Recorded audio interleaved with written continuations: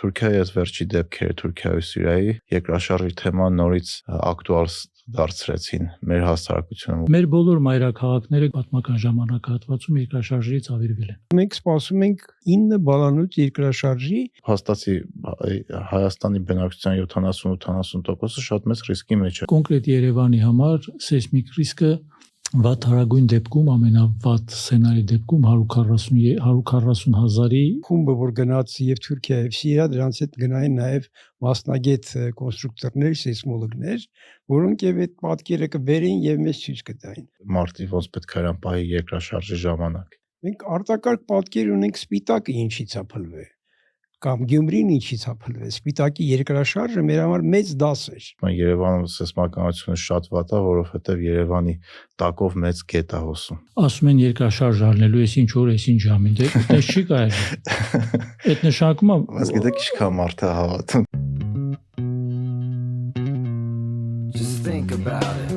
Բարև ձեզ։ Այսօր մեր ոդկասթի հյուրերն էին հայ նախագծի տնօրեն Գրիգոր Ազիզյանը եւ սեյսմիկ պաշտպանության տարածքային ծառայության տնօրեն Սոս Մարգարյանը։ Նրանց հետ զրուցել ենք երկրաշարժների, աղետի գոտիի, երկրաշարժի վտանգի,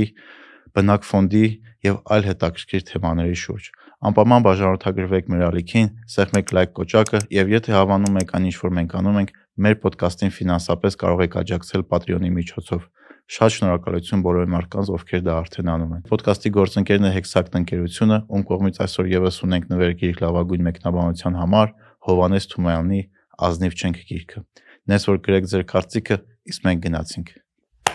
Բարև ձեզ։ Բարև ձեզ։ Ինչպե՞ս եք։ Երկուսս առանձին եք խոսում, թե միանգամից։ Առանձին երևի ավելի հարմար կլինի։ Լավ։ Լավ եք։ Եկեք գիտեք ինչից միանգամից սկսենք։ Օրինակ Թուրքիայի այս վերջի դեպքերը Թուրքիայի ու Սիրիայի երկրաշարժի թեման նորից ակտուալ դարձրեցին մեր հասարակությունում ու ոչ միայն ու շատ մարդիկ, ում հետ զրուցում եմ, իրական պատճառները երկրաշարժի չգիտեն, որ խնդրեմ Սոս երևի հարցը ձեզ ուղղված, կբացատրեք երկրաշարժը ինչա ու ոնց է առաջանում, ամենապարզից սկսենք։ Երկրաշարժը, ուրեմն, որը տեղի ունեցել Թուրքիայում, պատահական չէ եւ քանի որ հենց հաշվի առնելով, որ Թուրքիան, ինչպես մեր ամբողջ տարածաշրջանը գտնվում է Ալփ-Հիմալայան այդ սեյսմոակտիվ գոտում, որտեղ պարբերաբար տեղի ունենում երկրաշարժեր։ Եվ Թուրքիա երկրաշարժը հենց որ էպիկենտրոնը հարում էր արևելա-անատոլիական խզվածքին, դրա եւս մեկ ապացույցն է, որ սեյսմոակտիվ գոտում երկրաշարժի տեղի ունենալը բնական երևույթ են։ Հենց դրանով էլ դրանք կոչվում են սեյսմոակտիվ գոտիներ, ի տարբերություն ենթադրենք ասեյսմիկ գոտիների։ Եվ այդտեղ պատմական ժամանակահատվածում եւս տեղի ունեցել երկրաշարժեր եւ երկրաշարժի մագնիտուդը բավական բարձր էր, մի փոքր երևի նաեւ դա էր պատճառը, որ ավելի շատ արձագանք, ավելի շատ խոճապային տրամադրություններ էր ստեղծվել նաև հարևան երկրներում, երկրաշարժը զգացվել էր նաև մեր մոտ, մեր հանրապետությունում եւ մյուս ամբողջ տեղեկատվությունը մեր բոլոր ունկնդիրները եւ բնակչությունը արդեն ստացել է եւ զոհերի մասին եւ տեսել են տեսանյութերը եւ այլն, կարիք չկա դրան անդրադառնալ։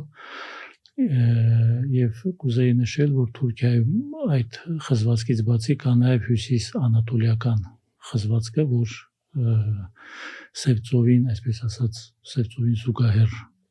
շարունակվում է բավականին երկար եւ բավականին մեծ պոտենցիալով խզվածք է, դա նույնպես երկրաշարժածին ակտիվ խզվածք է եւ Եվս մի անգամ մենք բոլորս պետք է հիշենք, որ ապրելով սեյսմոակտիվ գոտում պետք է պատրաստ լինենք երկրաշարժի։ Խզվածք, որ ասում եք, այդ ինչ է նշանակում։ Երկրաշարժն ու խզվածք հենց ակտիվ խզվածքի մասին է, խոսքը հենց ասում են երկրաշարժածին խզվածք, այսինքն այդ երբ որ ասում ենք էպիկենտրոն, մեր շատերը մեծ մասը կետ եմ պատկերացնում, որ մենք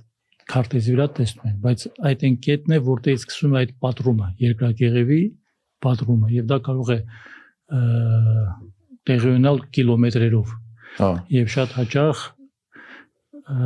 խզվածքները դուրս են գալիս նաև մակերես, որ եղավ նույնպես Թուրքիայի երկրաշարժի դեպքում, եւ դա ամենավտանգավոր դեպքերից մեկն է արդեն ինժեներային սեյսմոլոգիայի համար, երբ որ խզվածքը դուրս է գալիս մակերես։ Այդ նկարները, որ տեսնում եք, երբ որ sense պատրվում է։ Այո, բայց դուք պատկերացեք, որ այդ խզվածքը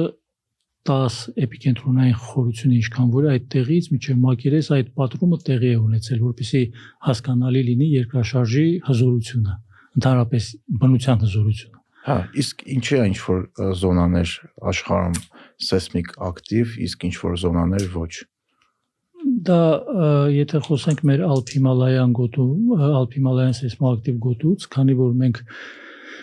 գտնում ենք արաբական սալի եւ եվրասիական սալի արանքում մեր տարածաշրջանը, որտեղ արաբական սալը դեպի հյուսիս արևմուտք շարժում է ինչ որ արագությամբ 18-ից 20 սանտիմետր տարի արագությամբ, պատկերացրեցիք։ Ահա։ Իսկ եվրասիական սալը շարժվելով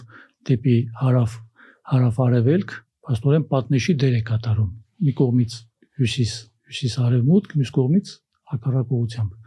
Եվ այդ ամբողջ տարածաշրջանը կոչվում է բախման գոտի, կոլիզիայի գոտի, եւ այդտեղից այդ կուտակվում են այդ լարվածությունները եւ ժամանակ առ ժամանակ արտահայտվում են երկրաշարժի տեսքով։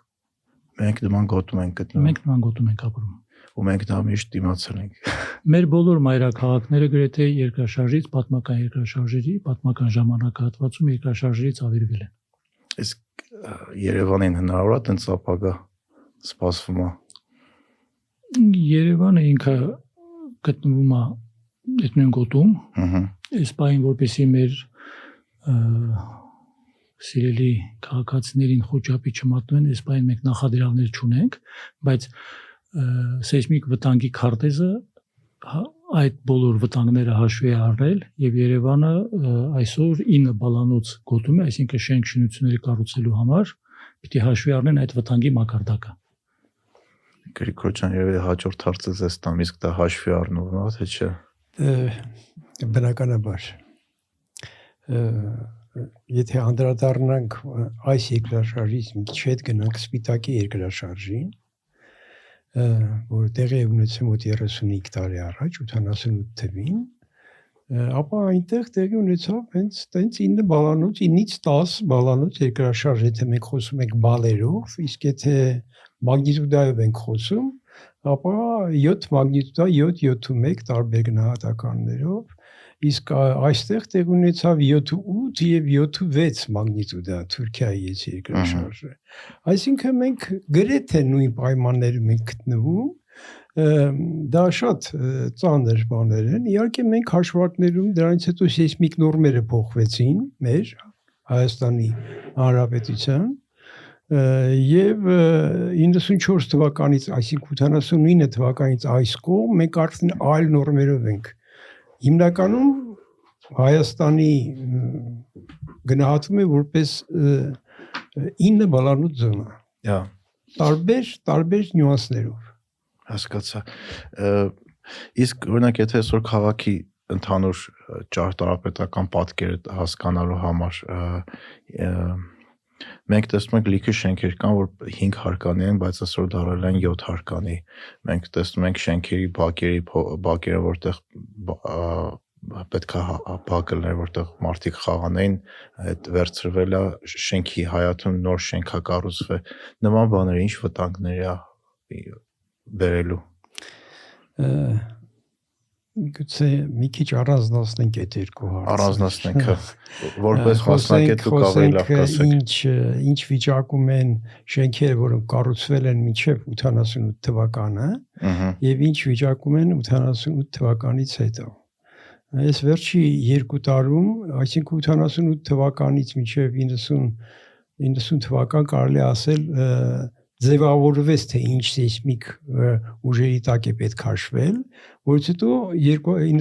2006 թվականից ստեղծվեցին նոր սեյսմիկ նորմեր եւ վերջինը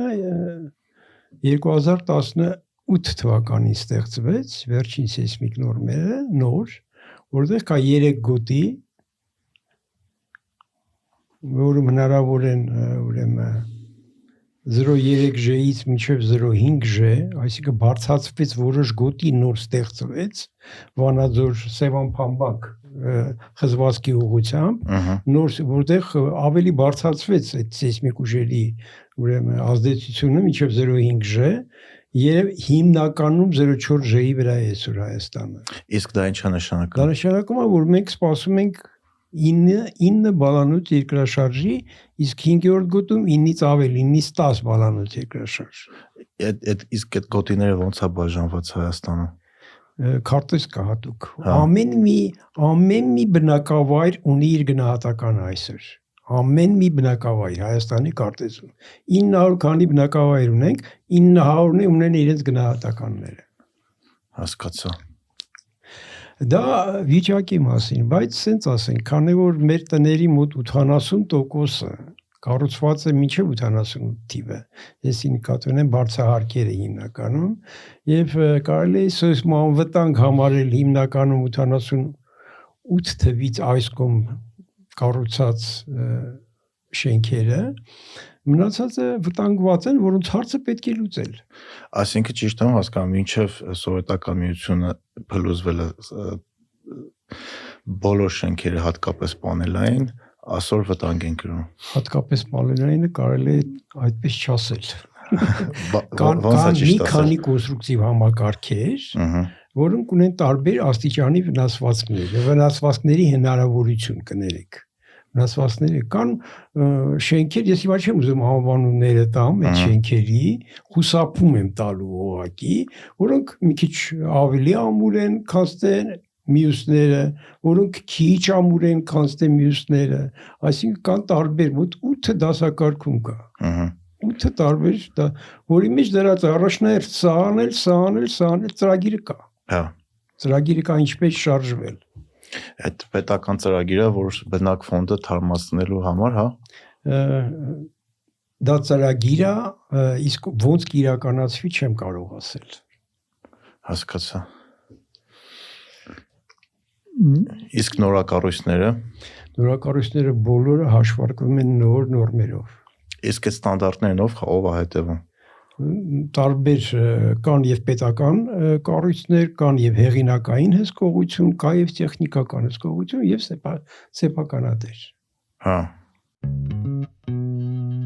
Մեր ոդկասթի գործընկերն է Red Invest Group անշար գույքի վաճառքի մասնագիտացված ընկերությունը։ Red Invest-ը առաքելություն ունի օգնել մարդկանց պատկերացնել անշարժ գույքի շուկան, դրանում տեղ ունեցող process-ները, օգնել նրանց դրա միջոցով կայացնել իրենց կյանքի որակը լավացնող որոշումներ։ Ընկերությունը շատ բծախնդիր է նախագծերի ընտրության հարցում, աշխատում է Հայաստանի լավագույն կառուցապատողների հետ։ Ներկայացնում է Երևանում եւ ամբողջ Հայաստանում կառուցվող նորակառույց բնակելի եւ ներդրումային նախագծեր, որոնք կառուցվում են ճարտարապետական եւ կոնստրուկտիվ ամենաբարձր ստանդարտներով։ Այս պահին ընկերությունը ունի 14 ավարտված եւ 20-ից ավելի ընթացիկ նախագծեր, որոնց կարող եք ծանոթանալ redinvest.am կայքում կամ զանգահարել 098 908 908։ Շնորհակալություն աջակցելու համար։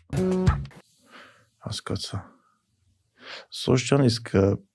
պետության այդ ծրագրի մասին մի քիչ զրուցենք, էլի ոնց է պետությունը ինչ քայլեր է գործարկում, որ այս իրավիճակը փոխվի։ Կամ դուք ինչ այստեղ էլի բաժանենք, որովհետև քանի որ մենք ունենք մինչև 88 թվականի պատկերը, որը շենքերի մեծամասնությունն են, դա գալիս է հենց ժամանակին սեյսմիկ վտանգի սխալ գնահատականից։ Հա։ Ժամանակին Հայաստանը բաժանված էր 2 գոտու 7 եւ 8 բալանոց։ Նոր սպիտակից հետո իրական վտանգը գնահատվեց եւ այդ բարձր ռիսկ առաջացավ շենքերի բարձր խոցելիությունից։ Այսինքն մենք ունենք շենքեր, որոնք չեն համապատասխանում իրական վտանգին։ Սեյսմիկ պաշտպանության համակարգի գլխավոր նպատակը հենց սեյսմիկ ռիսկի նվազեցումն է, քանի որ ունենք այդ պատկերը, որի մեջ ներառում է մի քանի քայլերի շարան։ Հարցի մյուս մասը ավելի շատ մեր քաղաքաշինության կոմիտեի ոլորտում է, նոր ծրագիրը թաղամասերի հետ կապված կամ նոր շինարարության եւ այլն։ Մեր ծառայությունը տեղ ունի իր մասնակցությունը ավելի շատ վտանգի գնահատման մասով, իրական սեյսմիկ վտանգի գնահատման մասով։ Կապված ձեր հարցի հետ։ Հասկացա։ Իսկ սովետական միության ժամանակ, որ այդ գնահատականները տրվել է, որ օրինակ պետք է շենքեր լինեն 7-ից 8 բալ, դա այդ պատճառով ասպիտակի երկրաշարժը տենց ավելի հետևանքներ ունեցել, որտեղ շենքերը սխալ գնահատականով են սարքվել։ Նաև այդ պատճառով, որ նախագծված է եղել 7 վտանգը հաշվարկված է 7 բալի, նախագծված է հետևաբար 7 բալի, բայց իրականում տեղի ունեցավ 7-ից բարձր։ Մյուս գործոնները դեռ հաշվի չառնելով, որովհետև դա սովետական միություն էր, դեռ կար պետական շինարարություն եւ այլն, բազմաթիվ արատավոր երևույթներ, դրանք այդ գործոնները դեռ հանած, պլյուս հենց այդ նույն նախագծումը ոչ ճիշտ նախագծումը, օրինակի համար շենքերի տեսակ կար, որ ավելի հերո Գյումրիում ավերվեցին, ենթադրենք Վանաձորում վնասվեցին, դեռ գրունտ շենք հարաբերակցություն եւ այլն, որ մի ամբողջ գիտություն է։ Ճիշտ հաշվարկելը, այդ նախագծել, որ ասում ենք, դա չի նշանակում սիրուն շենք գծել։ Դա մի ամբողջ հաշվարկային համակարգի։ Նույնը եւ ձեր նախորդ հարցը, եթե 5 հարկանի շենքի վրա ենթադրենք 2 հարկ ավելացնում, եթե ճիշտ հաշվարկեն, կարելի է, բայց դե առանց հաշվարկի դրա հետևանքների մասին ոչ մեկ կամ նույնիսկ պակասացնելը։ Հա։ Կարող հակառակ էֆեկտ ունենալ։ Որտե դրանք բեռնվածքներ։ Հա, իսկապես։ Նա ինչի մասին է խոսքը։ Ես օրինակ մի քանի օր առաջ նայում էի, բացատրում են, որ Թուրքիայի երկրաշարժը ինչի է, այս վերջի երկրաշարժը տենց average էֆեկտ ունեցել, որովհետև շինությունները շատ շենքեր Թուրքիան որ կառուցվել են, իրանք 4-ից 5 հարկանի շենքեր են ու առաջի հարկը ոնց որ ավելի կարճ էր, քան վերևի կառուցված հարկերը, ու քանի որ վերևի կառուցված հարկերը ավելի ծանր էին, քան առաջի հարկը, ինքը միանգամից տենց փլվել է։ Եթե ճիշտ եմ հասկացել։ Շատ սիրողական բացատրություն է։ Հա։ Որովհետև սկսեմ մասնագիտական մասից, որ Հայաստանից ոչ մեկը չի եղել այնտեղ, որպեսզի տեսնի ինչն է փլվել եւ ինչ պատճառով, եւ ստեղ ուղղակի նայելով հեռուստատեսային հաղորդում կամ նկարներ շատ դժվար է ասել։ Իհարկե մեր խնդիրներից մեկը պետք է լիներ, որ այն խումբը, որ գնաց եւ Թուրքիա եւ Սիրիա, դրանց հետ գնային նաեւ մասնագետ կոնստրուկտորներ, սեյսմոլոգներ, որոնք եւ այդ պատկերը կբերեին եւ մեզ ցույց կտային։ Մենք արտակարգ պատկեր ունենք Սպիտակը ինչից է փլվել, կամ Գյումրին ինչից է փլվել։ Սպիտակի երկրաշարժը մեր համար մեծ դաս էր։ Մենք հիմա շատ լավ տիրապետում ենք այդ ամեն ինչին։ Այո, մենք ունեցել ենք չհաշվարկված սեյսմիկ ուժ, ցածր հաշվարկված 7 եւ 8 բալ, դա մեկ, եւ երկրորդը մենք ունեցել ենք նախագծեր, որոնք թերի են եղել որոշ թերություններով արած, եւ դա Հայաստանից միայն դուրս եկե, դա համամիութենական տիպային նախագիծ էր, օրինակ ES04 այսպես կոչված նախագծային, որը Սպիտակի երկրաշարժից հետո արգելվեց ուղղակի։ Ամբողջ սովետական միությունում։ Որպես որ շենքերն են։ Դա հիմա չեմ ուզում անվանումները տամ, թե դա որ շենքերն են, որոնք Երևանում կառուցված են։ Ահա։ Այսինքն այդ շենքերից մենք ունենք այսօր։ Ունենք, իհարկե ունենք եւ բավականին լուրջ տեղերում ունենք այդ շենքերից, որոնք շատ հեշտ իդեպ, շատ ավելի հեշտ կարծե քարի շենքը ուժեղացվում են։ Հնարավորություն ունեն նաև դրանց ուժեղացնելու։ Հասկացա։ Իսկ եթե վերադառնանք Գյումրիին ու Սպիտակին, դուք նշեցիք, որ շատ լավ ուսումնասիրված է պատճառները, կարաք մի քանի հիմնական պատճառ նշեք, որներ ու արդյոք այդ պատճառները հիմա վերացված է, թե նույն խնդրի առաջ կանգնած ենք։ Ուրեմն տեսեք գրունտ եւ շենք համագործակցություն իրար հետ աշխատանքը շատ մեծ դեր խաղաց Գյումրիում։ Ուրեմն գիտենք թե Գյումրիի գրունտները, որոնք թույլ էին եւ ռեզոնանսի մեջ մտան 9 հարգանի շենքերի հետ 111 սերիայի, գրեթե նույն պերիոդը ունեին, Այսինքն ռեզոնանսային վիճակ ստեղծվեց եւ 111 սերիայի շենքերը 9 արգանի գրեթե բոլորը փլվեցին։ Ես նույնիսկ հիշում եմ շենքեր, որոնք ծռված մնացել էին միայն այն պատճառով, որ բնակիչները լը մեջ չէին մտել։ Կառուցման ընթացքում էին։ Եղավ նույն Գյումրիում վերցնենք օրինակ հարկերի բարձրացման ձևերով շենքերի ծռվելը եւ մի շենքի շատ դաժան ձևի փլվելը։ Դաժան ինչու, որտեվ հարկերի բարձրացման եղանակով շենքերի կառուցումը նախատեսում է շատ ուժեղ միջարկային ծածկ, որը ներքևում է սարքվում, հետո կամաց դոկրատներով բարձրացվում է։ Սխալ համակարգի պատճառով, սխալ համակարգային լուծման պատճառով, ուրեմն այդ շենքերը այդ ծածկերը նստել էին իրար վրա նորից։ Դուք պատկերացնում եք, չէ՞։ Խայտարակություն։ Եվ սենց երկաթբետոնի սալ 60 սանտիմետր տարածք, երկաթբետոնի սալ 60 սանտիմետր տարածք։ Եվ այդ շենքը չէր լինում նույնիսկ հանգցնել։ 5-6 օր դե մի շաբաթ ծուխ էր։ Այսինքն մենք տեսանք մեր թերի համակարգերը, որոնք են մեր եւ ուժեղ համակարգերը, որ Գյումրիում պետք էր կառուցել խոշորապանել շենքեր, որոնց վրա նույնիսկ մեկի վրա շենքեր փլվե, իրան բան չէր եղել։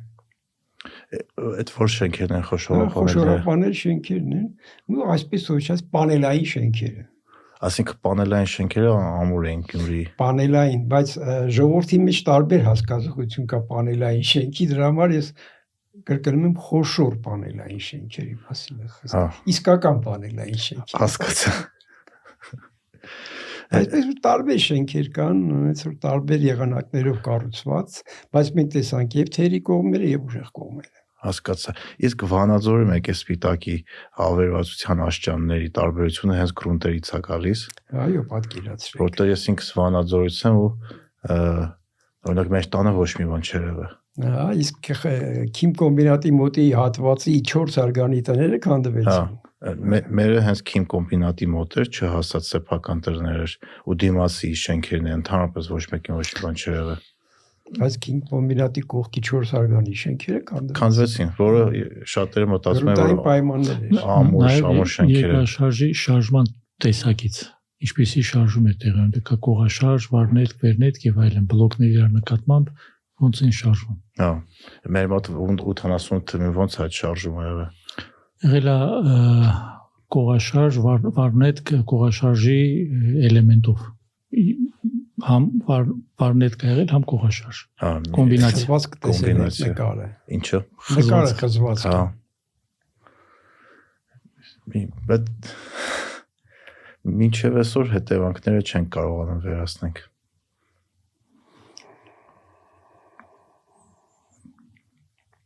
Այո։ Այո։ Դա շատ ցավալի փաստ է։ Հա։ Դա մեր խեղճության մասին է խոսում, կներեք այդ արտահայտությունս։ Համաձայն եմ։ Եթե 30 տարվա մեր պետության տխուր երևույթ է։ Հա, լրիվ համաձայն եմ։ Տխուր է, բայց փաստ։ Մի քանի տարի առաջ կհիշեք երևի, որ Ճապոնիայից մասնագետներ էին եկել ու գնահատել էին, որ Երևանում եթե երկրաշարժ լինի, մինչև 9 բալ 300,000-ից ավել զոհ կարող լինի։ Այդ ուսումնասիրությունը տեսել եք։ Այդ ուսումնասիրությունը տեսել եմ, բայց դե 300,000 թիվ չկա։ Այո, ես համաձայն եմ սոսի այս ամենավատարագույն սցենարի դեպքում նույնիսկ եթե Գառնիի խզվածքը իր ողջ պոտենցիալով գիշերը աշխատի, այնտեղ 300,000 թիվ պարզապես չկա։ Իսկ այդ թիվը որտեղից է գալի, նորությունները շատ էին օգտագործում։ Նայեք, հաշվարկները անելուց ամենատարբեր մոտեցումներն են օգտագործում։ Բայց կրկին 300,000 թիվ չկա։ Եվ կոնկրետ Երևանի համար սեյսմիկ ռիսկը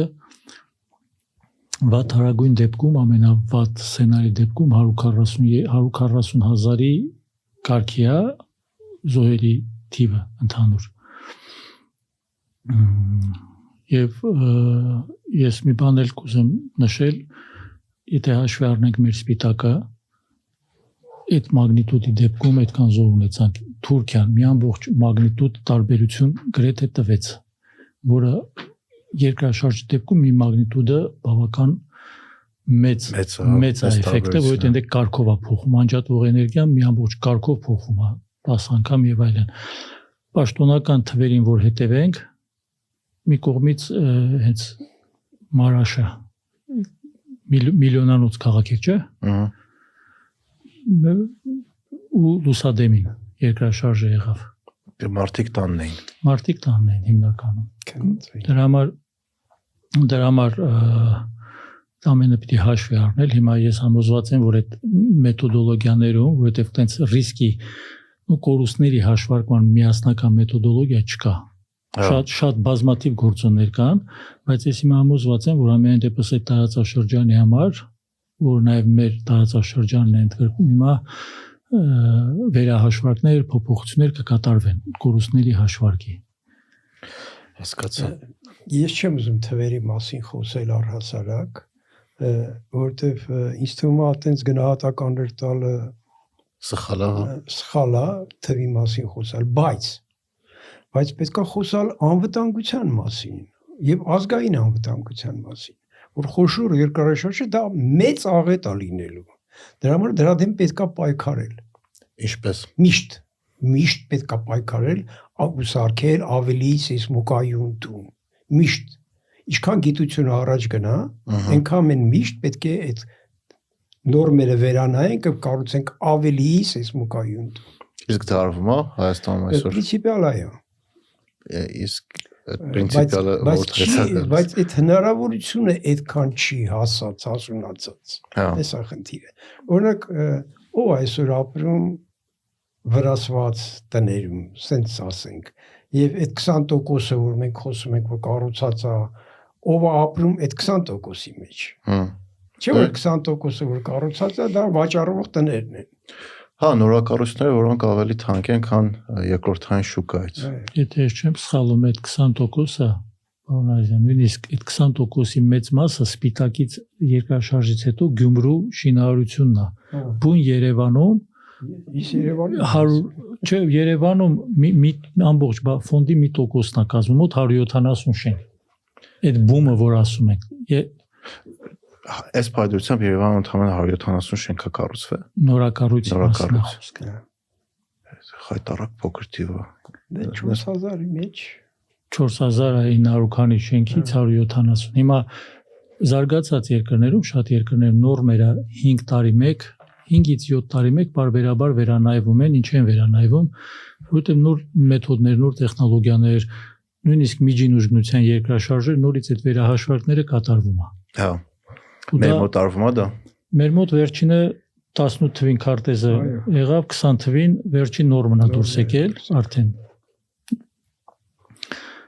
Ու հենց երբ որ մենք ասում ենք մոնիտորինգ, երբ որ ասում ենք սեյսմիկ կայաններ, երբ որ ասում ենք սեյսմիկ վտանգ, դրա իմաստը դա է, որովհետև նորմի հիմքը դեից է սկսում, որ ամեն անգամ չզարմանանք, էլի ստեղ երկրաշարժ եղավ կամ ինչի եղավ եւ այլն եւ այլն։ Որտեղ մենք պիտի իմանանք մեր երկիրը։ Ու մասնագետները գիտեն, բոլորը պիտի իմանան։ Բնակիչները եւս պիտի իմանան։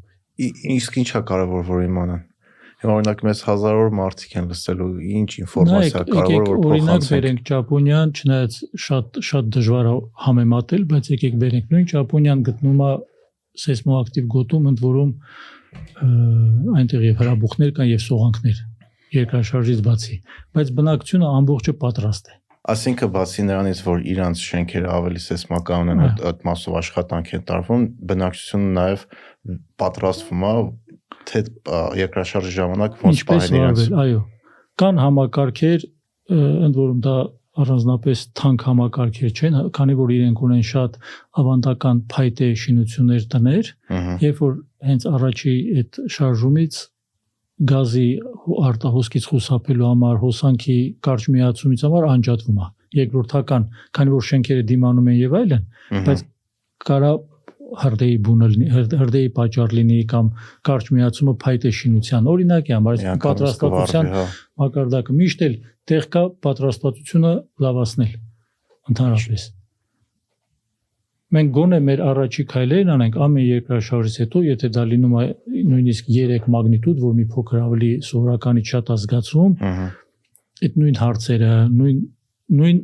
տեղեկատվությունը մեկ էլ հենց նույն Facebook-յան հարթակում ասում են երկրաշարժ առնելու ես ինչ օր ես ինչ ժամին դե այդպես չի կարելի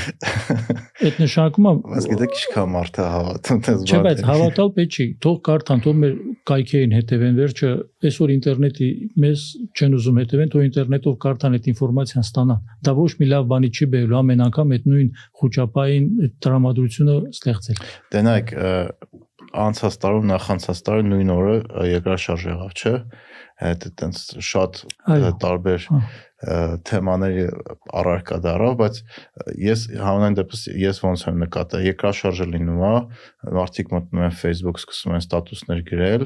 թե ինչ վատ է, որ մենք պատրաստված չենք, չգիտենք մեզ երկրաշարժի ժամանակ ոնց պահենք, ընդհանրապես բայց ինչ են անում, գրելը գրում են, հետո ինչ են անում։ Մի քանի ժամ հետո այդ խոսակցությունը վերջանում է, բայց մենք ոնց որ մնում ենք այդ ոնց չգիտենք մեզ ոնց պահենք երկրաշարժի ժամանակ, նույն ձև այդ շարունակվում է։ Նարեկ ջան, ասում են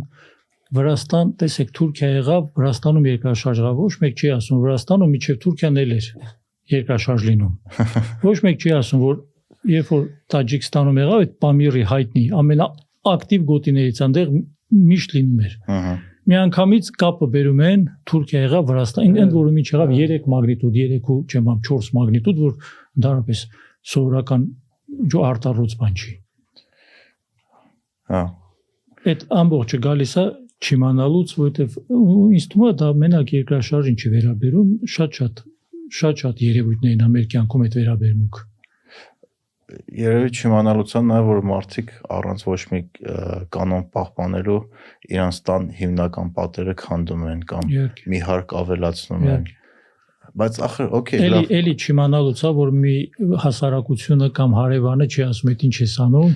չէ որ հանկարծ վատամարդ կդառնա բայց հետո կզարմանա չի ասում դու գլխի չես ընկնում չգիտես բայց ախր պետություն պետքա գոյություն ունենա որ այդ ամեն ինչին հետևի պետությունը ոնց կարա բոլոր հատիկ ամեն ինչին հասարակությունը ավելի շատ իմ կարծիքով հասարակության գործն է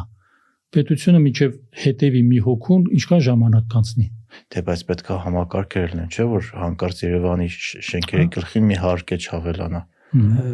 այդ է հորևը Это տան պատը չի։ Այո։ Հասարակությունը իսկապես պատրաստ չի մեր մոտ ցավոք սրտի։ Պատրաստ չի բողոքելու, որ հարևանը սխալ բան անում, պատրաստ չի շատ քայլերի, որը պահանջում է ընդհանուր համակեցությունը։ Շատ ավելի շատ իրանց մասին են մտածում ամեն մեկը։ Քանց թե հարևանի դա ցավոք սրտի մեր թույլ կողմերից մեկն է Այսինքն բայց եթե հասարակական առումով անենք շատ թերություններ ունենք բայց թերություններ կա որ կատաստրոֆիկ վտանգի կարա բերի ոնց որ դուք նշեցիք ազգային անվտանգության հարցը եթե մենք չենք պատրաստվում այս հարցերին եթե մենք չենք հետևում ամեն մեկս մեր հերթին պետությունների իր հերթին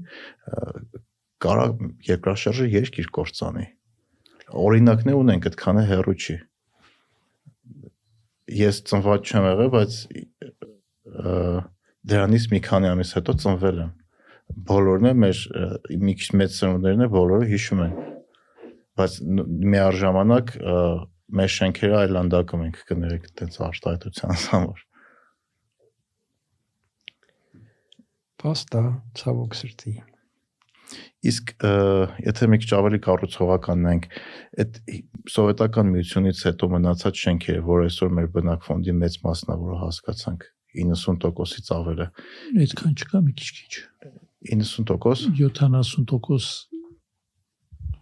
Լավ, շենքերը ավելի քիչ է, շենքերը 70-80%, ասինքն փաստացի Հայաստանի բնակչության 70-80%-ը շատ մեծ ռիսկի մեջ է եթե պատերազմ լինի։ Հա, ասում եմ պատերազմ երկրաշարժ լինի։ Հա, բայց այտենց միասնական պետք չի նայել, որ տենց երկրաշարժ չի լինի, որ ամբողջ Հայաստանի միանգամից վնասի, գոնե տեսակետից նայած։ Այդ լավ է։ Այսինքն սենց վերցնենք Երևանը գրեթե 40%-ն է Հայաստանի։ Հա։ Եվ այդ 40%-ի էլ, գցենք թե 70%-ը կամ 60%-ը վտանգված են, ապրում են վատ շենքերում, գցենք թե վատ կառույցներում։ Դեմք դրա մասին պետք է խոսենք, Հասկացա։ բայց դրան ձևեր կա իհարկե։ Մոտեցումներ կա։ Այսօր վերջերս ավելի շուտ բավականին շատ խոսվում է Աչափնյակի մասին։ Հա, որտեղ այնտեղ վթարային շենքեր կան։ Այո։ 2007 թվականին մենք մեր ընկերությունը կատարել է Աչափնյակի գոտեորման նախագիծը, ինչ պետք է անել այնտեղ։ Եվ ուսումնասիրելով, որտեղ գոտեորման նախագիծը առաջերտին տարածքն է ուսումնասիրվում, հնարավորությունները եւ այլն, գիտեք, որ այնտեղ կան վթարային շենքեր եւ հայտնի այդ վթարային շենքերը ինչու են վթարային։ Դա էլ է հայտնի։ Հա։ Որտեղ պրինցիպիալ ամբողջ Աչափնյակը նստած է շատ լավ գրունտերի վրա։ Բայց նրանք խորն են մի քիչ։ Հա։ Մոտավորապես 6-7 մետրի վրա են։ Եվ կառուցելով ավելի ցածրահարկ շենք 4 հարկանի, ցածր ֆունդամենտներով իրանք չէին հասնում այդ բազալտներին եւ ավիացած այդ բաներում էին, գրունտների վրա էին դնում, որի պատճառով եւ այդ վթարները սկսվեց կոմունիկացիաների ջրհոսերից։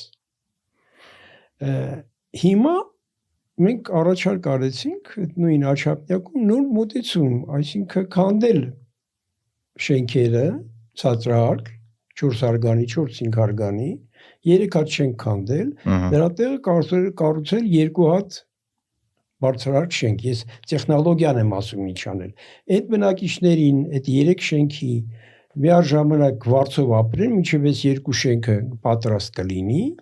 իրենց կտեղավորեն եւ այնտեղ կունենան այնց մոդել է պետք ընտրել, որ ունենա նաեւ ազատ տարածքներ։ Վաճառքի համար, այո, որ եկամտաբերեն։ Այո։ Եվ երկրորդ շենքը պլյուս,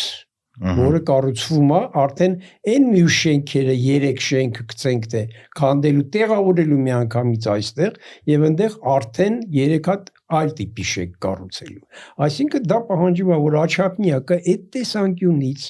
արվի գլխավոր հատակագիծ, որպեսզի նշվի հերթականությունը եւ կատարվի այդ աշխատանքը։ Դա մեկ։ Մի տարբերակ։ Ինձ թվում է այդ աշխատանքը արդեն սկսել են ինչ որ չափով սկսում են։ Մի քանի հատ նախագիծը ներկայացվել էր Աչափնյակի հետ կապված, եթե չեմ սխալվում։ Այդ մոտեցումը չէր, այդ ելը որ թիթիզ նախագծեր են։ Համաձայն։ Բայց խոսքը գնում է նաև ամբողջ տիպարային, որտեղ մեր շենքերի, եթե չհաշվենք կենտրոնը Երևանի, որը առանձին շենքեր ունի, շատ հետաքրքիր եւ նրանք մշակութային, պատմամշակութային նշանակություն ունեն երևանցիների համար եւ քաղաք եկող տուրիստների, բայց մեր տիպային շենքերը 1-2 հաջողած տարբերակ ունենք ընդհանրապես, որոնք հատերով կարելի է ապահել, իսկ բոլոր տիպային շենքերը պետք է ունենան ժամանակի մեջ նրանք այտենց կյանքեր չպետք է ունենան, որ մի 80, մի 100 տարի ապրեն, էլի։ Իրանք արդեն բարոյապես մաշված շենքեր են։ Դա վերաբերում է մասիվի շենքերին, դա վերաբերում է Էրեբունի շենքերին, եւ մենեն իսկ քաղաքի կենտրոնը պետք է ուժեղացնել բոլոր դեպքերում։ Այսինքն կլինեն շենքեր, որոնք պետք է ուժեղացնել, կլինեն շենքեր, որ պետք է ուղղակի այդ նույն մոտեցումը ցույց տալ եւ ապահովել նոր շենքերով եւ նոր տներով։ Իդեպ այդ ընթացքում կարելի է շատ մակերես ուզողին գումարով առաջարկել, ավելցուկ մակերես այդ շենքերից որ քանդում ես, քիչ ուզողին հակառակ։ Այսինքն կարող ենք շենքերը թարմացնենք ու դրանով նաեւ փող աշխատվի։ Այո։ Հա, հետաքրքիր մոդել է, բայց ոնց որ հասարակության մեջ ընդունված է, թե 4-5 հարկանի շենք է, ուրեմն ամուր է, որ դու ասում ես, բեր քո 4-5 հարկանի շենքը քանդենք, տեղը մեծ բարձր հարկ սարքենք, մարդկանց մեծամասնությունը դեմ է դրան։ Ինձ թվում է արդեն անցել է այդ ժամանակը, միանշանակ։ Քաղաքի կենտրոնը ուրիշ գաղափար ունի իր մեջ։ քաղաքի կենտրոնը ուրիշ, բայց 4-5 հարգանի շենքը, Չերեմուշկայի շենքը, Աչափնյակի մասիվի շենքերը իրենցից արժեք չեն ներկայացնում ոչ ամրության տեսանկյունից, Ոչ ոչ ճարտարապետության։ իր ճարտարապետության տեսանկյունից։ Այսինքն տիպային շենքեր եղել, կառուցել են մարդկանց բնակեցրել են սովետականության Դա ժամանակ։ խնդիր էր լուծվում, այդ խնդիրը լուծեցին։ Հա։ Հիմա ուրիշ խնդիր Հիմա ունենք։ պետք է ուրիշ խնդիր լուծել։ Իսկ այդ խնդիրը ոնց պետքա ձևակերպենք։ Ոնց է ճիշտ ձևակերպել այդ խնդիրը, որ օրինակ այն մարդիկ, որ մեզ լսում են, վաղն է պահանջեն իրանց, չգիտեմ, այն մարդիկ, որ պատասխանատու են Այդ դրա համար։ ուղղությամբ գնալը ուրեմն դրա մասին շատ է խոսվել ճարտարապետների պալատում, անչափ շատ է խոսվել, ոնց մոտենալ, ինչպես անել, շատ լավ ծրագրեր կար աղետի գոտու վերականգնման հետ կապված, բայց տեսեք, անցել է 35 տարի, մենք այս վերջերս նորից թեթև սկսեցինք խոսալ աղետի գոտու մասին, որ այնտեղ հələ խնդիրներ կան, դեռ խնդիրներ կան աղետի գոտում լուծելու։ Այսօր պետք է աղետի գոտի համարել Հայաստանը այդ տեսանկյունից։ Հա։ Որտեւ եթե Երևանում ինչ-որ մի բան լինի, եթե խոշոր քաղաքներում նորից ինչ-որ մի բան լինի, դա կլինի աղետ։ Ուրեմն մենք պետք է շատ լուրջ, որտեւ այսօր ցավոք սրտի այդ գումարները չկան, որ կարողանաս տիպային տնից ազատել մարդկանց, հանես ու տանես նոր տուն նվիրես, հնարավոր չի ուղղակի։ Դրա վրա պետքա բիզնես անել ուղղակի։ Էկոնոմիկան էլ է փոխվել։ Դրա վրա պետքա բիզնես անել, եւ այդ բիզնեսը պետք է աշխատի։ Հիմա դա հենց իրենց սեփականությունն էլ է բնակիչների, քաղաքացիների։ Ու իրանք են որոշում ինչ անեն այդ տան հետ։ Բայց ախր կա հանրային շահ, չէ՞։ Չկա, Դա բայց կկիրառվի։ Հա։ Միանշանակ։ Այսինքն այդ ամեն ինչը պետք է արագացնենք, որովհետև չգիտենք վաղը ինչ ալնելու այդ մասով։ հարցը իմ կարծիքով նույնիսկ վաղը ինչ ալնելու չէ։ Մոգերը կասեն երբ ալնելու երկաշար։ Էլի տեսեք, էլի դուք մոգերի հույսը մոգերի վրա։ Բայց ստե հարցը, եթե դա վաղ թե ուշ ամեն շենք իր տարիք ունի, իր կյանք ունի, այդ հարցը մի օր պիտի լուծվի։ Բայց ախր ինքը այնքան ծանր դժվար հարց է, որ անընդհատ հետ ենք գցում։ Դե վերջում կուտակվելու է ավելի ծանրանա, ավելի դժվարն է, մի օր պիտի լուծվի, թե չէ։ Իդեպ մեզ պետք չի վախենալ բարձրահարկ շենքեր կառուցելուց։ Կբացատրեք ինչի։ Օրինակ շատ է մեր մեջ մտած, որ բարձրահարկ շենքը վատ է։ Դες գաղափար չկա։ Օրինակ եկել է չէ՞ միտես։ Գիտեք ինչ, դա իհարկե նախագծումից է կախված։ Նախագծումը կարևոր նշանակություն ունի, ճիշտ նախագծումը, բայց բարձրահարկ շենքը եթե ճիշտ գրունտերի, ճիշտ պայմաններում դրված է, նա շատ ավելի լավ սեյսմոկայուն է, եթե ճիշտ է հաշվարկած, քան թե մեր 4 հարգանի քարի շենքը, նույնիսկ 3 հարգանի քարի շենքը։ Նույնիսկ 3 հարգանի քարի շենքը։ Հա։ Նույն այդ Աչափնյակում հիմա մի քանի հատ նորակառույց են սարքում, ընկերներից մեկը այնտեղ առավ ու իրանց դեմն է հենց նոր շենք են կառուցում, որ ես նայում եմ ինչքան խորն են գնում հիմքը, այդ արդեն ոնց որ մի քիչ վստահություն է տալի։ Չէ, վստահություն դրա մեջ չի, գիտեք ինչի մեջ է։ Իհարկե ամուր հիմքի վրա պետքա դնել։ Հա։ Վստահությունը, որ բարձրահարկ շենքը այ տեսեք մենք մի բան շեշտեցինք Գյուվերի հետ համեմատություն տվեցինք ռեզոնանսի վերաբերյալ, որտեղ ռեզոնանսա տեղի ունեցել եւ այս դեպքում բարձրահարկ շենքը դուրս է գալի այն ռեզոնանսների մասից առհասարակ դուրս է գալի, որտեղ իր ճկունությունը 1 վայրկյանից անցնում է իր պերիոդի ճկունության։ Երբ որ գրունտը դրանից ավել պերիոդ չունի, որպեսի ռեզոնանսի մեջ մտնի հետը։ Մինչև 0.6, 0.7, Հայաստանում մինչև 0.6, 0.3-ից 0.6 այդ պերիոդներն են տատանման։ Հասկացա, որ խնդրեմ մի քիչ բարձրահարկը 1.2 1.2 վայրկյանը եւ դա արդեն իրան բան է տալի հնարավորություն դիմակայելու էլի ավելի լավ։ Հասկացա։ Իսկ մեր լսողների համար ով չգիտե ռեզոնանսը ինչ է ու ոնց է աշխատում, որ խնդրեմ կմանրամասնեք։ Ռեզոնանսի ամենալավ օրինակը, երբ որ զինվորականներին արգելում են կամուրջի վրա շարային քայլել, ինչի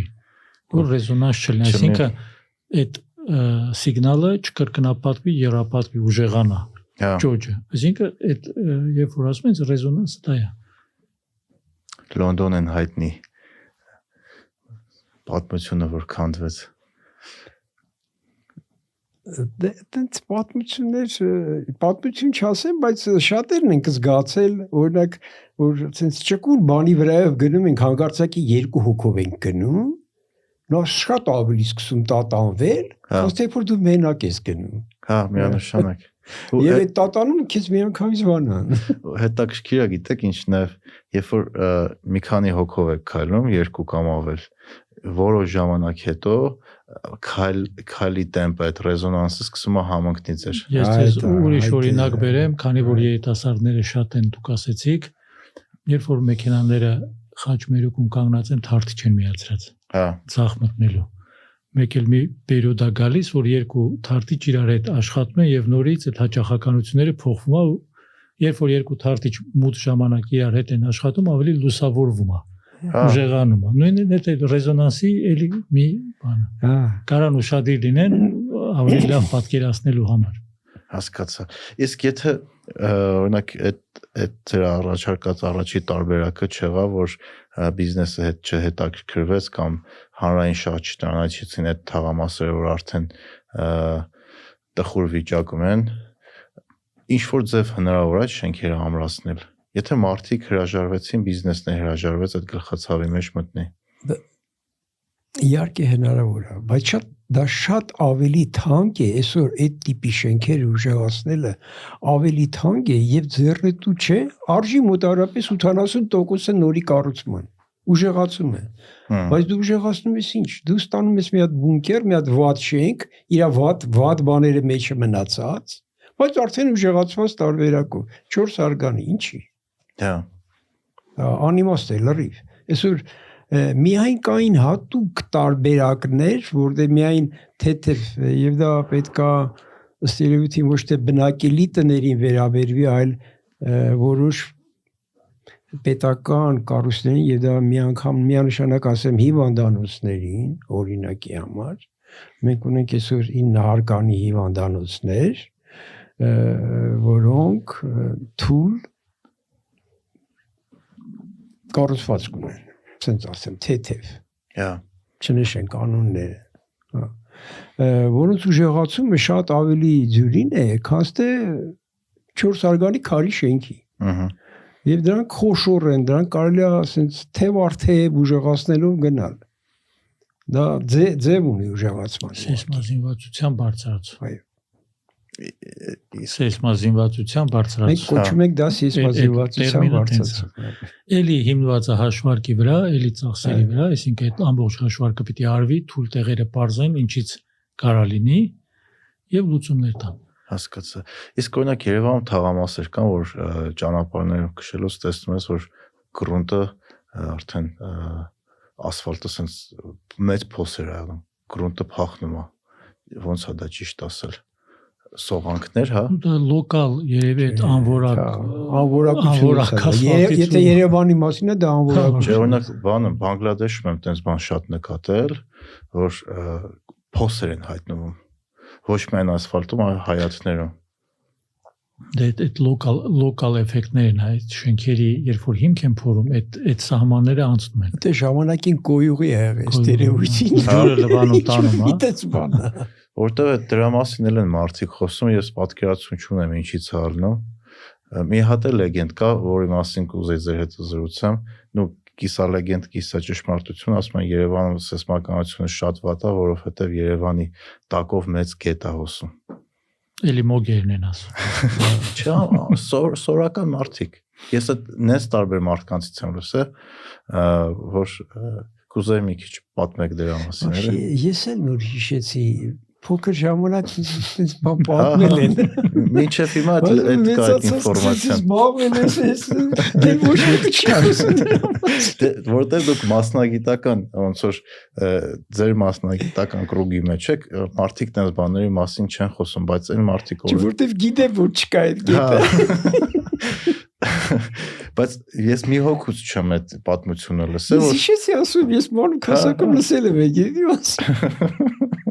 Դա չորացել է երևի ինձ այդ։ Հունը փոխել է։ Հունը փոխել է։ Այդ մի ինֆորմացիան է բացառեցիք։ Այդպես ասած ձեզ որ ես նաև հիշում եմ տարօրինակ բան ասեմ ես գետառում լողացել եմ Որտեղ։ գոլ հիմա որ ասեմ են 5 ժանոցի մոտ էլի չեք հիշի դա բանը գնոնի փողոցներ Հա մենք քարերով փագում էին գետառի մեջ ձուկ կար Երևանում ձկնիկներ Մենք գնում էինք բանկայի մեջ ջուր էինք լսում, ես ասում եմ, գիտեք 50-ական թվականներ մոտավորապես, էլի, մինչև 55 թիվ։ Ջուր էինք լսում, ձկնիկները բռնում էինք, գցում էինք մեջը տանում էինք տուն։ Մարդիկ գետառի ջրով իրանց խալիներն էին լվանում։ մաքուր ջուր էր տենց։ Այո։ Դե ուրբանիզացիա հետևանքներն են, շատ քաղաքներում ալի։ Հա։ Հիմա օրինակ անգամ այդ երրորդ մասի գետը որ նայեք չորացել է, համարը ջուր չկա մեջու, մենակ աղբան։ Իմ վերջի հիշողությունը այտենց գետում խալիներ վանալը տեսա Թուրքիային գնացե, ուրեմն Վանում, Վանի այդ Բերթի կողքով մի հատ գետ էր գնում եւ քուտ կանայք իրանց խալիներն էին լվանում այդ գետի մեջ։ Անտեղ դες խիտ բնակեցված չոնսո Երևանում։ Միանգամից մանկության եկավ առաջ։ Իսկ ձեր մանկության Երևանը շատ տարբեր է, չէ՞, այսօրվա Երևանից։ Դե իհարկե, ես մոտավորապես ապրել եմ Դոմկինոյի տեղը, բայց այգու մեջ գլխավոր պողոտայի այդ այգու մեջ։ Տեղը, դա մեր տունը եղել։ Վերնիսաժի դեպի Խանջան փողոցը հատված։ Ոտ մի 50 մետր Խանջանից դեպի Վերնիսաժ։ Եթե պատմած ով ճիշտ եմ հիշում, Կոմիտասն էլ ծայրամաս է, չէ։ Կոմիտասը տուն էին տալի չէին գնում։ Ասում ենք չենք ինտրոնում ենք։ Դասախոսներից մեկը պատմել էր, որ իր տատու պապին կասկադում էին տուն առաջարկել հրաժարվել են, որտեղ տենց կասկադը լավ տեղ չէր համարվում։ Այնուք 50 տարվա մեջ, 50-60 տարիների մեջ ինչ կտրուկ փոփոխություններ եղավ քաղաքում։ Որոշ բաներ դեպի լավ, որոշ բաներ դեպի վատ, չէ՞ երևի։ Զարգացում կոչվում է։ Զարգացում։ Կոչվում է զարգացում, որը երբեք նույն լավն ու վատը իրար հետ զուգահեռ գնում են։ Հա, իսկ ինչը կնշեք որպես լավ, ինչը որպես վատ։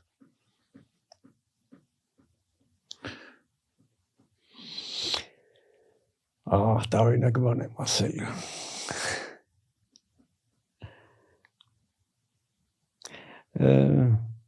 Ասում եմ պետքա խոստովանեմ։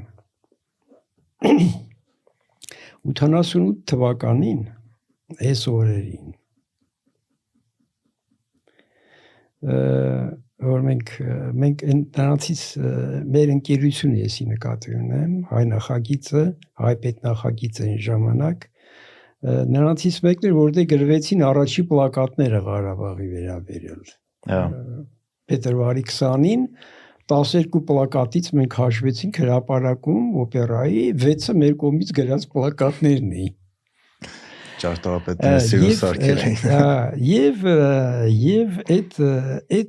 պերիոդի այդ ոգևորությունը եւ այլն որ եղավ, եւ հանկարծակի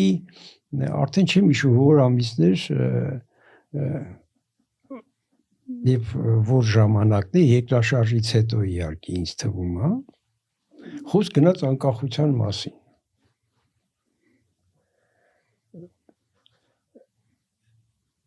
եւ ժողովրդի այդ մարդը որ խոսած հարթակից հանեցին իջացրեցին ասին թող գնա դու իրանք չունես խոսալու վտանգավոր բաներ ես ասում չէ բաներ ես խոսում ուղղակի զավակում եւ այլն Պարոն Հարիկյանի մասին է խոսքը ուղղակի վրա իջացրեցին ներքև հա հետո եկավ Գեկաչեպեի պերիոդը երբ որ ես առաջին անգամ հասկացա որ այս պետությունից պետքա դուրս գալ որտեվ այն ինչ որ կատարեց Գեկաչեպեի ժամանակ այն նու Ղարաբաղ արդեն Ղարաբաղը մեր մեջ կար արդեն էփում էր ու Գեկաչեպեն եւ Առաջի անգամ իմ մտքով եւ մեծամասնության մտքով անցավ եւ եղավ քվեարկությունը 2 ամիս հետո։ Եվ ժողովրդի 90%-ը ասաց անկախություն ենք ուզում։ Այդ իմ համար ամենակարևոր բանն էր, ասեմ ցես։ Հա։ Այդ էր իմ համար ամենակարևոր բանը։ Որտեւ մի տարվա մեջ ես մի մարդուց դառա ուրիշ մարդ, որը ասում էր չէ, մեզ կուտեն սախ, եթե մենք բան չանենք։ Բայց հետո ես ինքս ուզեցի անկախություն։ Բայց ո՞նց եղավ այդ տրանսֆորմացիան։ Դե եղավ, այդ ընթացքը, այդ մի տարվա ընթացքը ցույց տվեց այդ տրանսֆորմացիան։ Գեկաչեպեն էլ խթանիչ էր էլի։ Գեկաչեպեն ահավոր խթանիչ էր։ Ես դպրոցական էի, ես աղոթի չի կարելի ապրել։ Հա։ Այս երկրում դուք չգիտեք այդ Գեկաչեպեն ինչ է։ Հա։ Խթանիչ էր, որովհետեւ անբնական երևույթ էր։ Պետք է դուրս գալ այս երկրից։ Իսկ մեն լսողները որ չգիտի դրա մասին կպատմեք ինչ էր։ Դա սարսափ էր։ Դա խմած մարդկանց հավաքածու էր, որոնք թելադրում էին ինչ պետք է անել։ Հերոստացույցով նստած դողում էին ձեռքերը, բայց թելադրում էին։ Որտեվ տենց էին ասա։ Հա։ Այդ տեսակետից։ Այս Երևանը փոխվել է, մեր Երևանը գեղեցիկ քաղաք է, եթե մենք Երևանին ասեն ենք խոսում, իսկապես գեղեցիկ է։ Իսկապես գեղեցիկ քաղաք ունենք, եւ մենք պետք է խոսենք ոչ թե փչացնելու, մենք միշտ պետք է խոսենք սարքելու, ու միշտ պետք է ասենք, որ այս մի բանը փչացրել է իրան։ Էդ էլ պետք է ասենք։ Դե իհարկե, եթե դա չնշենք, ամեն ինչ համեմատության մեջ է, չէ՞ երևում։ Ամեն ինչ համեմատության մեջ է երևում։ Միանշանակ։ Սոս դուք որտեղ եք մեծացել։ Ղափանում։ Ղափան։ Ես մտածեցի մեր կոմերից եք։ Չէ։ Ես լորեցի եմ դե։ Ես է շունեցի։ Մարզերում ինչ վիճակ է։ Տեսեք, ես Երևանում, Վանաձոր, Ղափան, ամբողջ Հայաստան։ Դες ամբողջ Հայաստանն է հիմա Երևանում։ Նու սխալը ամբողջ ասել է, որովհետև կեսն է երևի մարզերը կան, ապրում են, ստեղծում են, բայց շատ անգամ մոռանում ենք մարզերի մասին Երևանը շատ հանրաբեռնված է, ես մի քանի օր առաջ նկատեցի, որ ժամը 6-ի կողմերը պիտի դեպի Ղափան գնայի, հա, որ ինչքան էլի խցանումներ ու ինչքան մեծ շատ մեքենաներ երևի դեպի Արարատյան դաշտավայր եւ այլն, այսինքն այդքան մեքենա օրեկան գալիս է Երևան, մեծ քանակի ու այդքան էլ բնականաբար գնում է։ Հիշեցի աշխարհի մեծ մեգապոլիսներում էլ է, չէ՞, տենց որ առավոտը բոլոր կողմերից գալիս են, իրիկունը գնում են։ Ես անգամ հիշում եմ, դες մի տարի Ամերիկայում սովորել եմ, մեծ քաղաք էր, որտեղ ապրում էի, Սենթ Լուիսը 3 միլիոնանոց, առավոտ ճանապարհները շատ գծեր կան, 10-ից, բայց առավոտ ու երեկո փոխում էին գծերի քանակությունը, օրինակ եկողը դառնում էր 7, գնացողը 3, հոսքերը կառավարում էին, որ մեծ այդ խցանումներ չլներ։ Ուտեց ես շատ հետաքրքիր էր հարցը, այդ բանը որ կա բարեկամության էստակադան, որ 3 պալասայա, միշտ մտածում է ոնց են հաշվարկել վերջի հաշվով առավոտը կամ առավոտ կամ երեկո մի ուղղությունը միշտ ծանրաբեռնված ալնելու խի 3 հետո հասկացա որ 3 հատ է երևի ստացվի շատ լավ էդ էլ այդ վատ օրինակներից էլի շատ լավն է ինքը իր հետ բայց շատ տգեղ կառուցած նախագծված եւ կառուցած շատ վատ է նայվում, դիտվում ենք։ Այդ ամեն ինչի հիմքը այդ կողքի այդ սիրուն շենքերը վատ է դիտվում։ Ու շատ հիմա կամաց անցնում ենք, արդեն մի քիչ հեռանում ենք, բայց շատ դեպքերում հենց սխալ հաշվարկներ օրինակ, որ նոր ճանապարհների այդ հատման տեղերի եւ այլն սարքված միշտ խցանումներ ա լինում, որովհետեւ հաշվարկները ճիշտ չի արված։ Հա։ Մեծ փողոցը կապում է փոքր փողոցին եւ այլն, էլի կար ժամանակին աշխարհի լավագույն փորձեր կա, կարելի է ուսումնասիրել ու ընդհանրապես գոնե ուսումնասիրել նոր անել։ Մեր մոտ շատ կա այդ երևույթ։ Նույն Ավետիսյան փողոցը, որ հիմա գալիս է Նորքի, Ավետիսյան չէ, Սարալանջա, որ գալիս է Նորք Մարաշի այդ հատման տեղը։ Առավոտը արդեն դեղ անհնար է։ Ես ամեն առավոտը տեղ եմ գալի։ Նոր Մարաշից, որ իջնում եմ կենտրոն, հայտարարություն է։ Այսօր Գաղափարը ընդհանուր վատը չէր, լավն էր, բայց իրականացումը խնդիրներ կա։ Դա խնդիր է առասարակ այդ ուղղությունը քաղաքի շրջանում։ Մեծ շատն է այդպես։ Ու շատ մեքենաներ սկսել են մասիվից գան Նոր Մարաշով իջնել, որովհետև գազանոցի ճանապարհը կոչվածն էլ է այդպես։ այլ ավելի հայտարարիչ վթարալինով վերջ։ Ես այսօր Նոր Մարաշից կենտրոն իջել եմ 50 րոպեում։ Ինչի որովհետև մի գից ճանապարհա վթար եղել ոչ աչք կարասանես, ոչ ջող։ Կա այդպես երևույթներ։ Իսկ քաղաքները նախագծելուց ախր ապագան չես կարող կանխատեսել, չէ՞, բայց այդ տրանսֆորմացիան քաղաքի որ տեղի ունենում։ Կանխատեսել պետք չի, պիտի գիտության վրա հիմնված հաշվարկել։ Հա։ Ինչի Հնարել կանխատեսել։ պետք չի, հնարած ամեն ինչ։ Այդ տեսանկյունից։ Ոնց է դա արվում։ Փորձ կա ուրիշ քաղաքների։ Այդ տեսեք այսօր մենք խոսում ենք տրանսպորտային սխեմայի մասին Երևանի, չէ՞։ Ուրեմն Երևանի տրանսպորտի խնդրեման իր հասարակական տրանսպորտ չունենալն է։ Հա։ Այդքան բան կարելի ասել։ Այդ վաղ ես գործի չեմ գնա ավտոմեքենայով, այլ կգնամ հասարակական տրանսպորտով։ Ընդ որում դա լուծված հարցը շատ ավելի մեծ քաղաքների համար։ Ես այս թեմայով ոդկասթում խոսել ենք, իմ օրինակով բերեմ, եթե մենք ունենայինք նորմալ հասարակական տրանսպորտ, ես մեքենայով գործի չէի գնա։ Որովհետև որ մտածում ես ինչ ռեսուրսի վատնում է, մենակ նստած ես այդ մեծ մեքենայի մեջ կամ լավ մեծ չի կամ թեկուզ փոքր մեքենայի մեջ, որը 5 հոգու համար նախատեսված է կամ 7 հոգու համար, մենակ նստած ես ու տես բոլոր մեքենաների համար նույնն են, բայց մյուս կողմից կանգառները մարդիկ կանգնած, այդ տրանսպորտի մեջ խսկված, ինչ անիմաստ ռեսուրսի սխալ բաշխում է, էլի։ Քանի որ դրա մասին շատ են խոսացել, ինձ թվում է բոլորը գիտեն ինչպես պետք է անել։ Ուղղակի պետք է անել։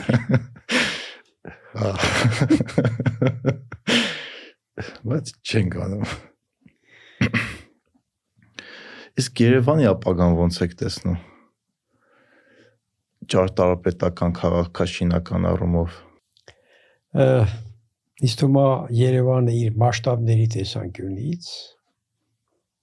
չի մեծանայել։ Չի ծավալվի, չի դառնա 2 միլիոնանոց քաղաք օրինակ։ Հա։ Եվ մենք ամեն ինչ պետք է անենք, որ այդպես չլինի եւ զարգացնենք։ Պետք չի ուղղակի։ Մենք պետք է զարգացնենք ծայրամասերը միանշանակ։ Վանաձորն է, Գյումրին է, Գորիսն է, Ղափանն է։ То есть մենք պետք է գնանք դրա վրա ժողովուրդը տեղում, որ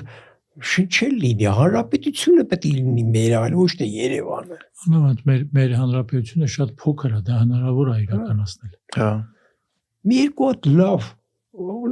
ինֆրաստրուկտուրա որ լինի, գցենք թե աշխատեց։ Հա։ Այս միծերը 3 ժամ ավտոմեքենա է։ Արդեն հիմա այս վերջի ճանապարհաշինարարությունից հետո հագին բան հեշտացել է, նույն հերու մի քիչ քաղաք գնալուց տենց չես հոգնում։ Դե ավտոներն էլ են լավացել։ Ավտոներն էլ են լավացել, բայց ասֆալտն էլ իրոք ճանապարհները փոխվել է, դա մեծ ֆակտոր է, ճիշտ է, դեռ շարունակվում է։ Երկրորդ բանը իմ կարծիքով, որ մեր նոր սերունդը միշտ նոր սերունդը ավելի լավն է, քան նախորդ սերունդը, թե կյանքի օրենքա, բնության օրենքը։ Երևի արդեն ավելի շատ իրենք էլ կյանք փոխում է, իրենք էլ են շատ դուրս գնում, դրսի կյանքը տեսնում, այդ սեփական տների գաղափարը։ Հա։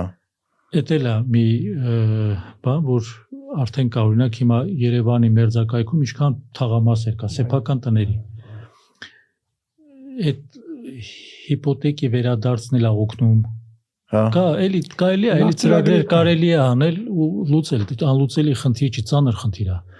Բայց լուծելի խնդիր է։ Դե հիպոթեկի օրենքը որ 24 թե 25 թվականից Երևանից որ դուրս եկավ, բայց մարզերում գործելու է, ինձ թվում է այդ կխթանի որ Երևանի շրջակայքում այդ սեփական տների թաղամասերի կամ շինարարության խթան կլինի։ Պետք է վերաբերիմ նաև Վանաձորին, նորից եմ կրկնում, Հայաստանի բոլոր տեղերին։ Չէ, վերաբերվում է Վանաձորին, բայց Վանաձորում երևի այս պայդրությամբ 2 կամ 3 նորակառույց շենք կա։ մեկն է տենց չեն Տենց առնում, որովհետև մոտ- ասում են վթարային է։ Սկսած է։ Հա։ Խնդիրը այն է, որ ամեն ինչ երևի կենտրոնացել է Երևանում ու մարզերում Շատ մեծ քաղաքներում մայրաքաղաքների կամ մեծ քաղաքների կենտրոնը ապրելու տեղ չի, բիզնես տարածքներ են, բիզնես օֆիսներ են, բայց ոչ ապրելու տեղ։ դե հա downtown օրինակ ամեն երբ որ ասում են downtown-ը մարդիկ չեն ապրում։ Իսկ մեր մոտ ապրում են։ Դե մեր մոտ ընդունվում է սա Չէ, կենտրոնում դե հիմա կգանք դրանք, որովհետեւ դա համար եմ ասում, նույն սերունդը արդեն մեծանում է, տեսնում է, գնում է, շփվում է, հասկանում է, որ քաղաքի կենտրոնը այդքան էլ ապրելու տեղ չի, որովհետեւ աղմուկը շատ է, փոշին շատ է, ծանրաբեռնվածությունը շատ է եւ այլն։ Դե եթե Երևանը օրինակ ունենք, Երևանում ամենակեղտոտը կենտրոնում է։ Դա որովհետեւ կենտրոնացած ամեն ինչն է։ Մենակ մեքենաների արտանետումը երևի թե հերիք է։ Դե անընդհատ որովհետև խցանումները, շինարարությունը, փոշիա, կեղտա։ Այսինքն Երևանի ապագան տեսնում եք մարզերի զարգացմամբ։ Չէ, ոչ միայն մարզերի, այս նույն իր այդ արվարձանների ինչի։ Հա։ Պետք է ապրենք ամբողջ Հայաստանով մեկ, ասենց ասեմ։ Հետաքրքիր է, որ բոլոր զարգացած երկրները, հիմնական բոլորը, եվրոպական, եթե հատկապես վերցնենք, անգամ փոքր երկրներում կան շատ քաղաքներ ու նաև զարգացած գյուղեր, օրինակ ես Իտալիայի օրինակով կհամբերեմ, համարյա լրիվ Իտալիայով մեքենայով քշել եմ ու երևի 20-ից 30 քաղաքում եմ եղել, ընտիր քաղաքներ են, մեծ քաղաքներ են, մարդիկ այնտեղ ծնվում են, այնտեղ ապրում են, այնտեղ իրանց թաղում են։ Բայց դուք տեսնում եք, չէ՞ ոնց են այդ հինը պահելով նորն էլ անդած ստեղծում։ Դե հա, բայց օրինակ քաղաքներ կա ընդհանրապես նորը չեն Չէ, բայց ճանապարհը նորմալ է, շենքերը ռեստավրացիա է արվում, չեմ ասում ներկում են, պահում են, ռեստավրացիա են անում, որ այդ պահպանվի։ Հիմա տեսեք, մեր Գյումրին այս վերջի տարիներին մի շատ ծախսարեցին, չեմ անում, բարեկարգեցին։ Մի անգամից հոսք սկսվեց դեպի Գյումրի։ Սկսվեց։ Հիմա տեղական բիզնեսը սկսեց աշխատի։ Ոչ միայն նույն туриզմը, նույն հենց ներքին մարդիկ գնում են, տեսնում են եւ այլն։ Ունեն պոտենցիալներ, օրինակ, չգիտեմ, ես Վանաձորից եմ, դրա համար Վանաձորյանանը տալիս, բայց Վանաձորն է մեծ պոտենցիալ ունի, սովետական միության ժամանակ է այնտեղ շատ հանգստատն հենց մենակ Վանաձորի բնությունը իմ կարծիքով ամենամեծ պոտենցիալն է։ Հա։ Նույնն էլ հենց մեր Ղափանը։ Ղափանը, Գորիսը հրաշք քաղաքը, հրաշք, շատ սիրուն, իր ձեռագրով։ Вообще ձեռագիր ունի երկու քաղաք, ասեմ ձեզ, 3։ Ու Երևանը չհաշված։ Ղափանը, Գորիսը ու Գյումրին։ Հա։ Տեսակ։ Վանաձորով բան չեմ ասել, սովետական քաղաք։ Շատ հետաքրքիր կառուցված կառված 70-ական թվականներին։ Շատ հետաքրքիր է դիտարկվում։ Էդ էլ է, էլի, ասում եմ, գիտությունն է, ճարտարապետ է աշխատել։ Հա, շատ հետաքրքիր է արած Ղափանը։ Հիմա նայեք, միշտ սովորելու բաներ կա, էլի։ Մեկ էլ միշտ ինքս ինձ մտածում եմ, միշտ ասում են Դիլիջան, Իջևանը քիչ։ Բայց իրար կպած քաղաքներ են, չէ՞։ Ահա։ Ոնց որ թե մի քանի պանսիոնատ, սանատորիա Դիլիջանում կար, բայց այս վերջ տարիներին պարզվեց, որ Իջևանն էլ հագին հետաքրքիր տեղ։ Ու այդ դեռ մի փոքր մեր երկրում։ Հա։ Չէ, բայց դա է խնդիրը։ Բայց իսկապես շատ հետաքրքիր տեղեր ունենք։ Այսինքն երկրաշարժի թեմայից եկանք հասանք նրան, որ ինչքան սիրուն տեղեր ունենք ու իրական ինչքան կարևոր է այդ ամեն ինչը պահպանել։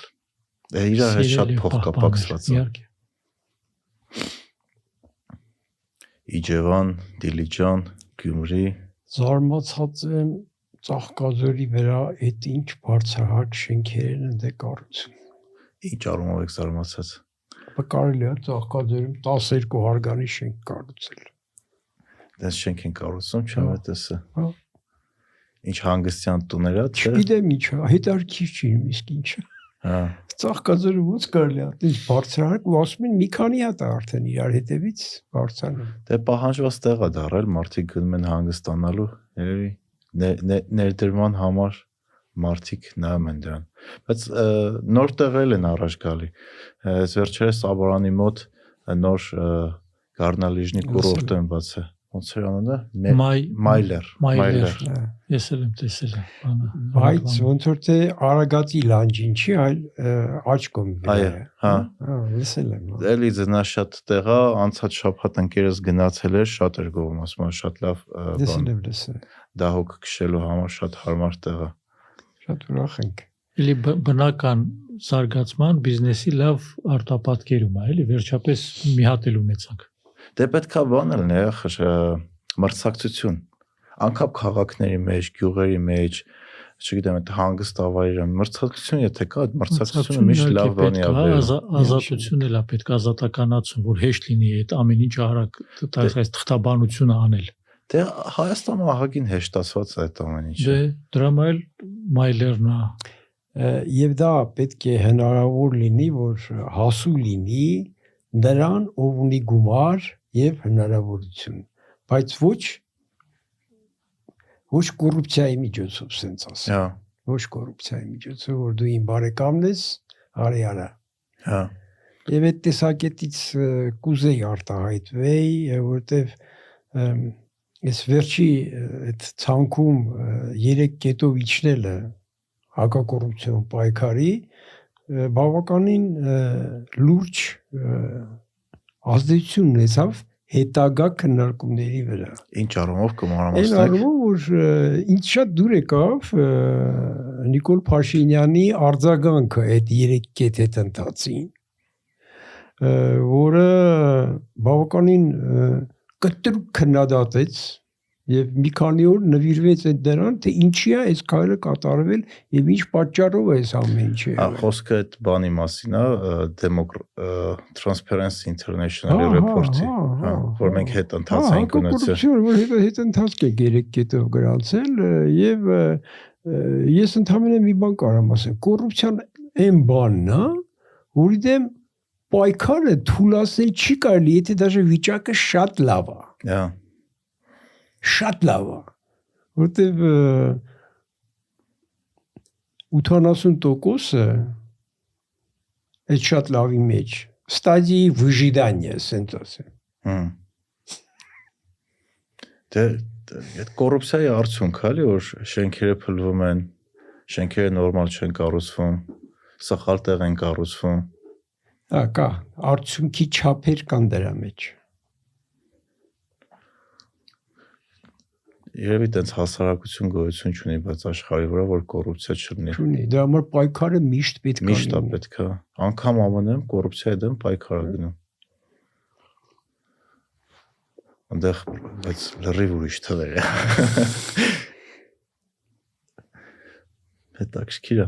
Հետաքրքիր է այդ ամեն ինչը։ Իսկ մեր լսողներին ինչ խորհուրդ կտաք, ինչ գրականություն կարդան, ինչ աղբյուրներից ծանոթանան, ոնց կարելի է իրան պահել, մարտի ոնց պետք է իրան պահի երկրաշարժի ժամանակ։ Կամ եթե որոշել է շինարարություն կսկսի, իմանա ում հետ աշխատի կամ ինչ նորմեր կան, որ ծանոթանան մարդիկ դրանց։ Ու ինչպես պահելու մասով ասեմ, որ քանի որ նախ մեր պաշտոնական կայքերը, մեր ծառայության Facebook-յան էջը, մեր նախարարության վեբսայթը եւ այլն, կա վարքականուներ, անիմացիոն նյութեր եւ այլն, կարող են ծանոթանալ։ Հաշվի առնելով, որ հիմիկվա երիտասարդության մեջ անգլերեն խոսացողները շատ են, կարան միջազգային ասած հարթակներից էլ ծանոթանան։ Ընդհանուր առմամբ յուրաքանչյուր երկիր իր սպეციფიკան ունի, դրա համար կարդալուց ծանոթանալուց նաև ինքնուրույն մտածեն, ոնց տեղայնացնեն։ Տեղեր կա, ենթադրենք նույն գազն է վտանգավոր, տեղեր կա շենքն է վտանգավոր։ Պիտի հասկանան, որ դեպքում ոնց։ Մեր ծառայությունը մեծ հաշվով պատրաստ է աջակցել, հատկապես 21 թվականին, երբ որ Երևանում երկրաշարժը տեղի ունեցավ, շատ մասնավոր կազմակերպություններ, ուսումնական հաստատություններ դիմում էին, որ գնանք այդ վարքականունները տրեյնինգ անենք։ Սովորեցնենք տարհանուն վարժանքներ եւ ինչ եւ սпасելի էր մի 2 ամիս հետո կրկին անցավ մոռացան գնաց, բայց մենք բոլոր թիրախային խմբերի համար դա անում ենք, այդ ուսուցումը։ հիմնականում շեշտը դնում ենք դպրոցական այդ երեխաների հետ աշխատանքի ու իրենց մոտ ինֆորմացիան շուտ են անցալում, մնում են, հիշում են։ Ինչ վերաբերում է երկրորդ հարցին, երևի թե պարոն Ազիզյան, ձեր ոլորտն է, որ մարդ ուզում է շենք սարքի, որտեղից սկսի։ Սա շենքը չէ, որ շատ մարդիկ նաև սեփական տներ են սարքում։ Սեփական տունի նկատի ունեն։ Պետք է դիմի օրինական ձևով օրինական նախագծողների։ Հա։ Այլ ոչ թե բարեկամների, էժանանողների եւ այլն։ Գինը նշանակություն է միշտ ունենում, իսկ այսօր նաև ճարտարապետների ու կոնստրուկտորների մեջ արդեն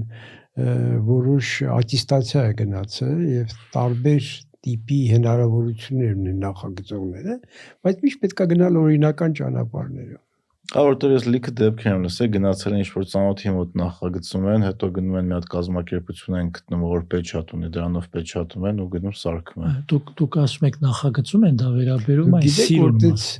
ճարտարապետությանը, բայց կա կոնստրուկտիվ մաս, հաշվարկի մաս։ 16 հարգանի շենքեր են նախագծում, ասեմ իմանալ։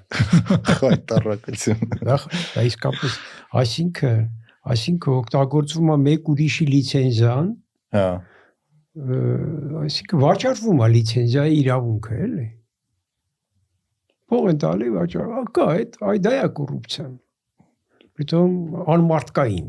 ես կասեի։ Հին օրենքով տենց էր, չէ՞։ Համու կանգնացնում էին նախագծողին կամուրջի տակ, կամուրջը բացելուց առաջ։ Չէ, հիմա էլ կա բանը, այդ բան կոչվում է shaking table, որ շենքը մի հատ ինչ բալի համար նախագծված է, մի հատ բոլոր կառուցողները մտցնում են շենք, ով որ կառուցել է շենքը ու բան են անում, շարժում են։ Տենան իրանց շենք։ Առաջ ավելի դաշան էր, նախագծողը, եթե տունը քանդվեց, տանտերն է մենակ մեջ եղնում, մենակ նախագծողին էին սպանում, եթե տանտերը ու երեխեքն էին մեջ եղնում, սա ընտանիքին էին կախում։ Էլի ծայրահեղություն գնացին։ Բայց ես իմ հետ չի տեղավորվում, էլ այդ փաստը, որ դու ունես լիցենզիա, ինչ որ մեկը ինչ որ շատ վատ որակի նախագծում անում ու դու քո անունը դնում ես այդ նախագծի վրա։ Դա էլ է, կներեք, դա էլ է։ Ինքը չի իմանում, որ վատ է անում։ Ինքը ուղղակի չի իմանում։ Գնում է դնում է։ Ընդ որում դա էլ է մենտալիտետի հարցը, որովհետև կա չէ, որ ընդհանրենք բիզնեսը տարիներ շարունակ անուն ունի, հեղինակություն ունի, իսկ մեր մոտ կարելի է, չեմ ամ, այսինչ ՍՊ-ն սարքել, նույն սաստավը պահել, փոխել մյուս ՍՊ-ը ու ոչ մեկ չի հետաքրքրվի, սա մի տարվա բիզնես է, մի ամսվա բիզնես է, ինչ է կատարվում։ Այսինքն պատմություն, բիզնեսի պատմություն, բիզնես ունենալու պատմությունն էլ է շատ կարևոր։ Դե հա, բրենդեր կան դրա վրա Այսօր մենք Ճապոնիա ասեցինք, Ճապոնիան ամենա հին բիզնես ունեցող երկրներից է, չէ՞ որ բանով սերունդներով գալիս է, մի քանի 100 տարի։ Աշխարհի ամենահին հյուրանոցը Ճապոնիայում է, չեն ծախի։ Դե բայց դրան իրանք եկել են, չէ՞։ Մենք էլ ենք ինձ թվում է ինչ-որ տրանսֆորմացիան փուլում ենք, որ հիմա բոլորից սա կախված, մենք կդառնանք Ճապոնիա, թե կդառնանք բոլորից է կախված, բայց թե չենք լինի ընդհանրապես։ Թե որ քայլում ենք դժվար է մի քիչ ասել, որ բանի մակարդակի վրա ենք։ Ինձ թվում է մենք մի քիչ բանը տենց հետընթաց ենք ապրել կամ տենց կշարունակենք կամ պետքա սկսենք ինչ-որ մի կետից աճենք։ Մենք հետընթաց ապրել ենք միանշանակ։ Գիտությունը, ճարտարապետությունը, չգիտեմ, անգամ երաժշտությունը։ Մենք հիմա մասնագիտական շատ ցածր, շատ չասեմ լավ, ցածր ուժ ունենք։ Քան օրինակ 30 տարի առաջ։ Հա, միանշանակ։ Ըստ դա ինչից է գալի, որ մասնագետների գնացին։ Նորն չենք կարող դեռ պատրաստել։ Նորն էլ մեծ գումարներ ա ուզում աշխատելու համար։ Որտեվ դա շատ հետաքրքիր պատկեր է այսօր, շատ հետաքրքիր։ Մեջ օրինակ մեր ընկերությունում պակասում է 40-ից 50 տարեկանները։ 40-ից 60։ Այդ թիվը շատ պակաս է մեր մոտ։ Այսինքն կան շատ արդեն մեծ են կամ երիտասարդ։ Դրանք էին, որոնք 20-ական թվականներին, 90-ական թվականներին գնացին Հայաստանից երիտասարդ լինելով եւ էլ չվերադարձան։ 90-ական թվականների մասնագետ չտվեց առհասարակ, ասեմ ձեզ։ Հիմա են երեխեքը երիտասարդ, բավականին լավ են կրթվում, քիչ թե շատ լավ են կրթվում։ Բայց իրանք էլ պրինցիպիալ գումար են ուզում վաստակեն ապրելու համար։ Դե հա, օրինակ իմ քրոջ օրինակով կարամ բերեմ, հիմա ինքը ճարտարապետ է, ստեղ ավարտեց Հոլանդիայում մագիստրատուրա է անում, ինքը Հոլանդիայից որ հետ գա, հաստատ չի գնա 200,000 դրամով աշխատի։ Այդքան, չգիտեմ, ջանքա ծախսե, այդքան գումարա ծախսե, որ որակյալ կրթություն ստանա։ Իսկ եթե իր ուզած գումարն է, թե չվաստակի հետ է գնալու Հոլանդիա։ Այդ չեմ կարող ասեմ, բայց կարող է, հա, տարբերակ։ Հավանականը դա է։ Շատ ուրիշ բան է, հա։ Շատ հավանական տարբերակ է։ Հետո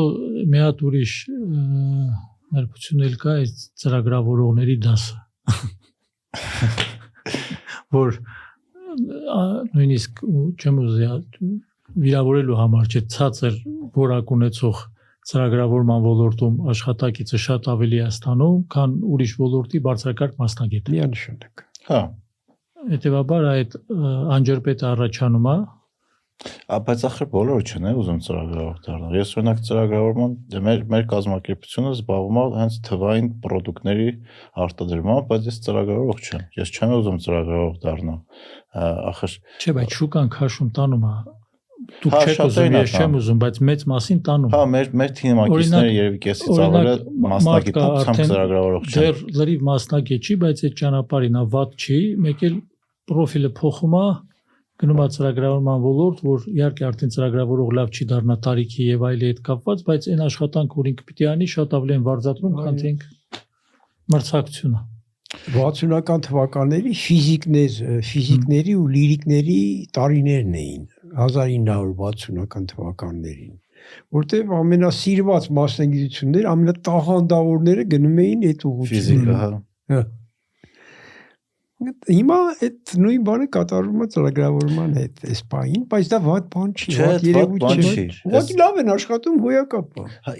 այդ մի քանի օր առաջ հենց ընկերոջս հետ այդ թեմայով ենք խոսում, ասում եմ ոնց որ էկոնոմիկայի մեջ որ նայես ցիկլներ կա։ Օրինակ մինչև 90-ականները ֆիզիկ համաշխարհային ունենք, ֆիզիկներ, ընդ ինժեներներ, իրանց դարներ։ Եվ մինչև 80-ականներից 2000-ականների սկիզբ ֆինանսիստներ բոլոր լավագույն իրավաբաններ։ Հա, ֆինանսիստ իրավաբան։ Ասեմ 80-ականից մինչև 90-ականների սկիզբ նախագծողներից բարձր աշխատավարձ սովետական միությունում ոչ մեկը չէր ստանում։ Հա։ Գորբաչովին դակլադ էին հատուկ գրել։ Երկրաբանները, այդ հանքարդյունաբերությունը, որ զարգանում է։ Ահա, լուրջ փողեր էին ստանում այդ տարիներին։ Միշտ ինչ որ ոլորտներ ավելի շատ են վարձատրվում, որովհետև այդ ոլորտում փողի հոսքը ավելի շատ է։ Օրինակ, չգիտեմ, 20-րդ դարի մինչև կեսեր նավթարդյունաբերությամբ զբաղվող համարյա անգամ այն մարդը, որ բուրավոյ ստանոկի վրա էր աշխատում, շատ մեծ գումար էին աշխատում։ Ու լիքը տենց ոլորտներ կա։ Դե արդեն կարծիքներ կան, չէ՞ որ ծրագրավորումն էլ մնալու են 10% լավագույնները։ Դե իհարկե, ավտոմատացումը լիքը բան, նոր ոլորտներ են առաջ գալիս, մեքենաշինությունը, այո։ Ոնց է օրինակ ինդուստրիալ հեղափոխությունը որ եղավ, լիքը մարդիկ առանց աշխատանքի մնացին, բայց իրանց համար է սերվիս ոլորտը սերվիս ոլորտը եկա սկսեց աճել։ Ու անընդհատ փոփոխվում է, բայց հիմա արդեն խոսակցություններ կա, շատ ոնց որ ոլորտի առաջատարներ ասում են, որ արդեն նոր աշխատանք շատ ավելի քիչ է ստեղծվելու, քան ավտոմատացումը կվերցնի, այսինքն լիքը մարդ կմնա առանց աշխատանքի։ Այդ միշտ էլ ասում են, բուրժուական հեղափոխությունից առաջ էր։ Ճիշտ ես ասում։ Հա, միշտ ասել են։ Այդտենց կատակա, չէ՞, առաջին նախադասությունը, երբ որ առաջի բանը այդ պապիրուսի վրա որ կարդացին առաջին նախադասությունը ինչ էր։ ասում այս սերունդը, եկող սերունդը այս երկիրը քանդել է։ Բայց դու հակառակը հաստատեցի։ Կատակի համար Հա, ասում։ բայց իրականում կա տես բան։ Եթե չեմ սխալվում, 3000 քանի տարվա հռոմեական Հռոմում էր ոնց որ հա ֆիլիսոփաներից մեկը հենց դա գրել էր որ եկող սերունդը շատ ավելի վատա քան մենք։ Դրա համար ձեր ասած դուք ասում եք ավելի քիչ աշխատատեղ ալնելու, մշտական խոսակցություն է։ Մի ոլորտ որ զարգանում է, նոր կարող է այսօր մենք չգիտենք ինչի մասին, բայց մի ոլորտ կբացվի ու բացերի կլարացվի։ Բայց օրինակ ձեր ոլորտում հիմա աճող մասնագետներ կան։ Օրինակ գեոդեզիստ ընկերներս բողոքում են, որ գեոդեզիայի նոր մասնագետներ շատ քիչ են։ Չէ, այդ օրինակ բերեցի։ Սպეციფიկ ոլորտներում Հայաստանում սպეციფიկ ոլորտներում ավելի ծանր է այդ խնդիրը։ Նայեք, գոնե հաշվապահություն, իրավաբան, ֆինանսիստ եւ այլն Մասսայական։ քիչ թե շատ Հա։ պահանջարկն էլ է շատ։ Իսկ մեր ոլորտում բավական մեծ դժվարություններով արդեն։ Օրինակ ինձ թվում է Հայաստանի միակ սինոպսիկը Գագիկ Սուրենյանն է։ Ես մի հատ օրինակ բերեմ նույն Ճապոնիայից, քանի որ 2 տարի այնտեղ աշխատել եմ։ Տեսեք, բոլոր մասնավոր համալսարանները երկրաշարժերի սեյսմոլոգիայի ու ինժեներային սեյսմոլոգիայի ֆակուլտետ ունեն։ Բոլոր, որտե պահանջարկ կա, որտե այդքան որ ճիշտ նախագծում են, ճիշտ հաշվարկում են, օթիշ չի սովորում են գալիս են։ Հա։ Մեր մոտ Հայաստանում սեյսմոլոգիայի ամբիոն չկա նույնիսկ։ Ոչ միայն ֆակուլտետ, ամբիոն։ Գտնվելով sense վտանգավոր զոնա։ Կա գեոֆիզիկա, կա երկրաբանություն, բայց չկա սեյսմոլոգիա։ Հասկացա։ Իսկ ճարտարապետների մոտ ինչ վիճակ կա։ Չէ, այտենց ցավոտ վիճակ չի, բայց օրինակ ճարտարապետների եւ շինարարների մոտ մի խնդիր կա, մենք չունենք բաները Փաստացի։ հիդրո շինարարներ։ Հա։ Օրինակ մենք պետք է ջրամբարներ կառուցենք շատ, այս 300 չէ գործենք 15 հատ։ 15 հատ, հա։ 15 հատ ջրամբար կառուցենք, մեր այս տարի ոչ մի ուսանող չի ընդունել, ֆակուլտետը փակվել է։ Ընդ որում դա անկախությունից հետո երևի թե առաջ անգամ ասենց ծավալ, Հա։ վերջի, այսինքն ինչ անկախությունից, то есть վերջի 2-3 տարի առաջ հայտարարեցին, որ պիտի ջրամբար շինարարություն իրականացնեն։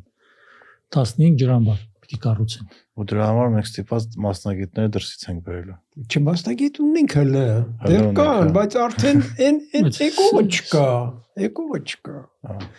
Մնացած մասնագիտություններում կան, բայց խնդիրը դպրոցների մեջ է արդեն։ Որտեղ բոլորը ուզում են արագ փող աշխատեն եւ ստե պայքար է գնում։ Պայքար է գնում պատվերի համար։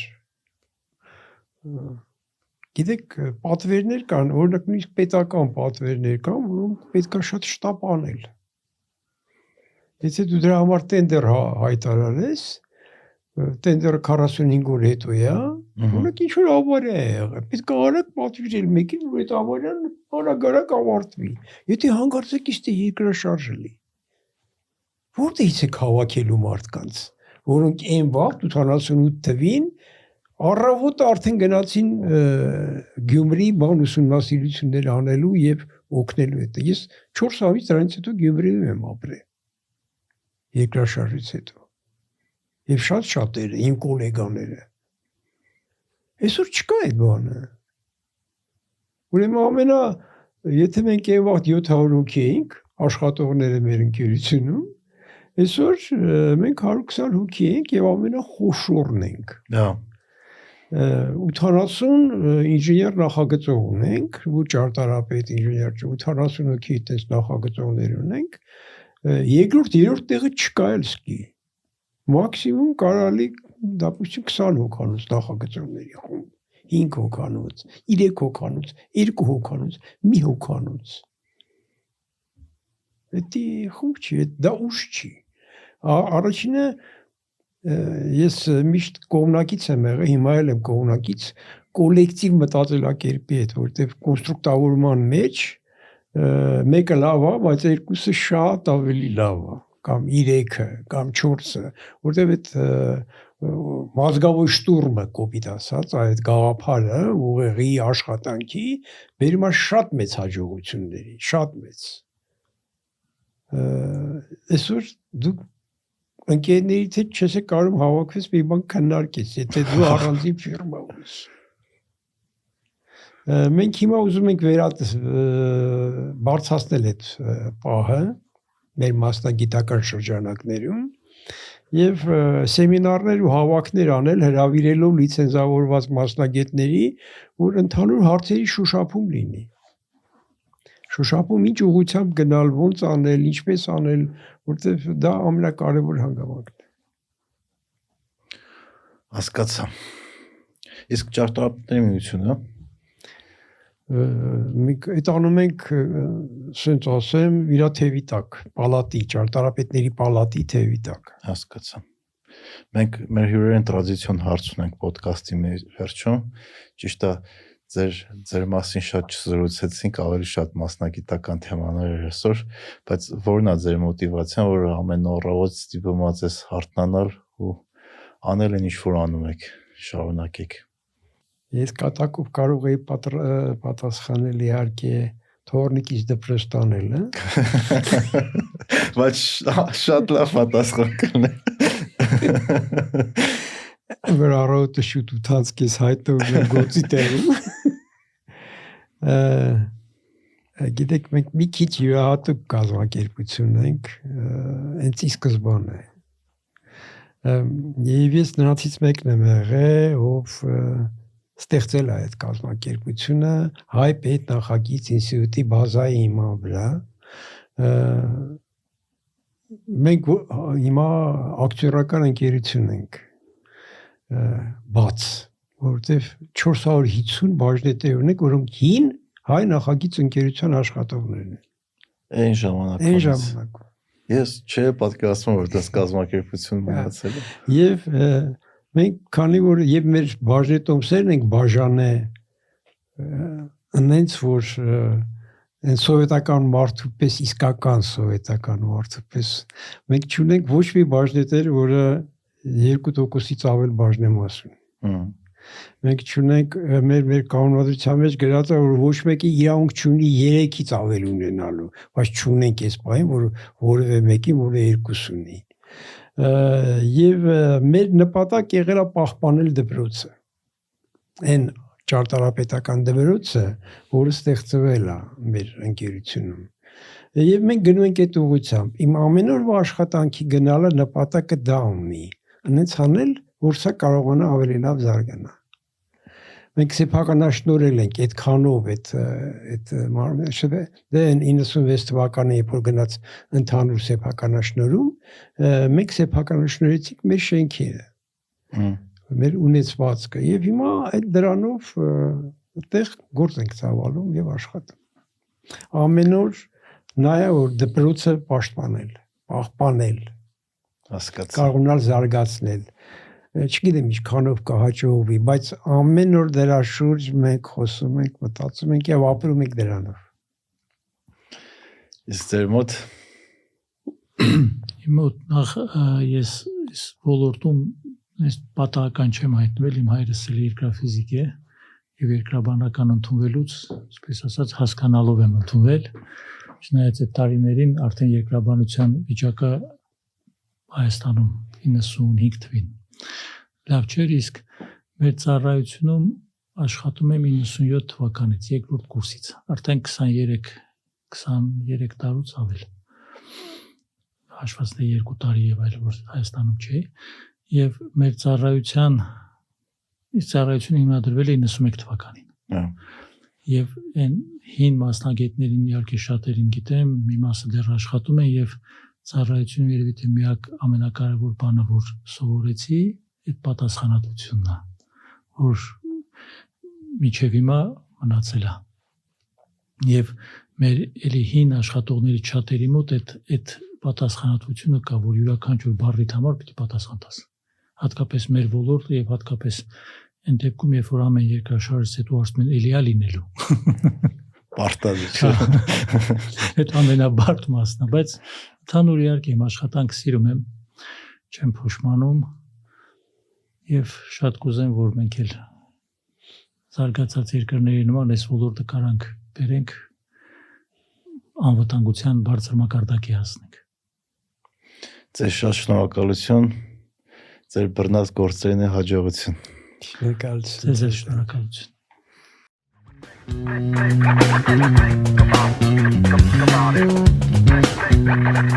on.